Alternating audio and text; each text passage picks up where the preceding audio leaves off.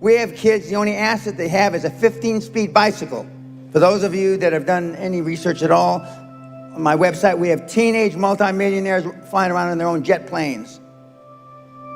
And he's the one that had the 15-speed bicycle. That's why I use it a lot.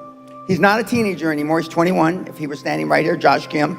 He's half Korean, half Caucasian.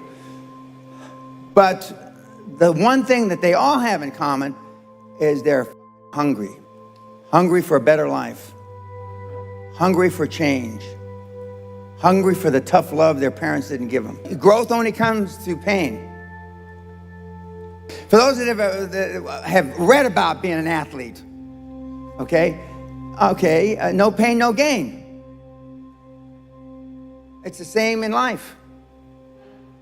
Elon Musk, Steve Jobs, Dan Pena, Ted Turner, amongst a whole bunch of others, all had one thing in common. We all slept in our office the first 5 or 10 years of our business life. Slept in our office the first 5 or 10 years of our business life. The squeaky wheel gets the grease. And you've been taught all your life not to ask,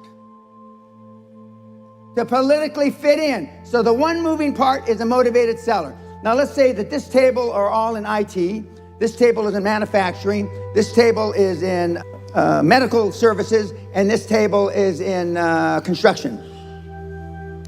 Of these 5 tables, or 5 industries I just mentioned, you're looking for a seller that is between 55 and 70. He has no line of succession, meaning he has nobody to leave the business to. Because most children today don't want to have anything to do with their parents' business. There's no succession planning. So there's got a guy, 68 years old, he's been in the business 35 years, he's built up a construction company to 5 million euros a year. He makes let's make it even numbers, €1 million a year out of 5 million, which would be a great business, that'd be 20%. What's he gonna do when he drops dead? He's gonna drop dead, right? And who's he gonna leave the business to? The hag he calls his wife. And what is she gonna do with the business? All nothing. She's hoping she dies before him, so she doesn't have to be stuck with the business. Why don't the owners plan for death? Because nobody wants to talk about it. Why don't owners have a succession plan, meaning when I die, this is what's going to happen to the business? Because they don't want to talk about it. It's one of the things you don't talk about. It's the only thing I talk about. Okay, so you got a motivated seller. He's got a construction company, 5 million euros a year revenue, total revenue. He makes 1 million after tax. That is your prospect. That is the person you call on. And on the site, we show you how to call on these people, how to find them. How to find them. And 7 or 8 times out of 10, you can finance the entire transaction with no equity. You can finance the entire transaction with commercial debt, or as you say in this country, debt. Commercial debt.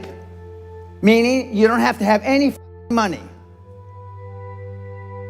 Now, Nairoda, which I had the privilege of teaching at back in the 90s, Erasmus, which I had the privilege of teaching at back in the 90s, and the University of Amsterdam, which I had the privilege of teaching at back in the 90s, I used to ask the question, how many classes have you had in buying a business? Nobody raised their hand. How many classes have you had in selling a business? Nobody raised their hand. How many classes have you had in leadership? Nobody raised their hand.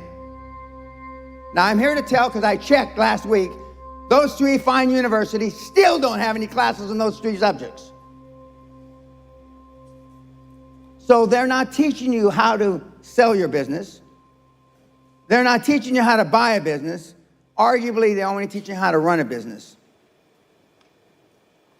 So we have a motivated seller that has not had any succession plan, and that wants out, and that they will look at you with tears in their eyes, rolling down their cheeks. You're their savior. Because otherwise, they're going to die, and most of the owners that I just described in those 5 industries are going to die intestate. That means without a will. Why don't they have a will? For the same reason I just said, because they don't want to talk about dying. So what happens when John dies and leaves Mary his business without a will? It goes into probate, or whatever the equivalent there is in this country, which means it's in limbo. And it's going to be there between 6 and 36 months. But you step in like a knight on a white charging horse to save them.